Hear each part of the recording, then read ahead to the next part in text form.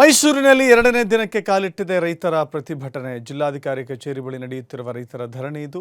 ಕಬ್ಬಿನ ಬಾಕಿ ಹಣ ನೀಡುವಂತೆ ಒತ್ತಾಯಿಸಿ ರೈತರು ಪ್ರತಿಭಟನೆಯನ್ನ ನಡೆಸಿದ್ದಾರೆ.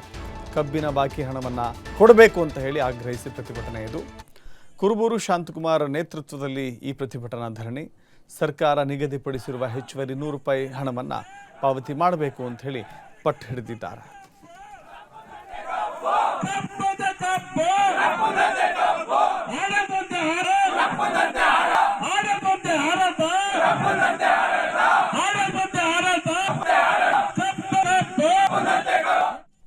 ಮೈಸೂರಿನಲ್ಲಿ ಎರಡನೇ ದಿನಕ್ಕೆ ಕಾಲಿಟ್ಟಿದೆ ರೈತರ ಪ್ರತಿಭಟನೆ. ಜಿಲ್ಲಾಧಿಕಾರಿ ಕಚೇರಿ ಬಳಿ ನಡೆಯುತ್ತಿರುವ ರೈತರ ಧರಣಿ ಇದು.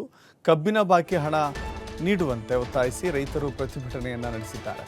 ಕಬ್ಬಿನ ಬಾಕಿ ಹಣವನ್ನ ಕೊಡಬೇಕು ಅಂತ ಹೇಳಿ ಆಗ್ರಹಿಸಿ ಪ್ರತಿಭಟನೆ ಇದು.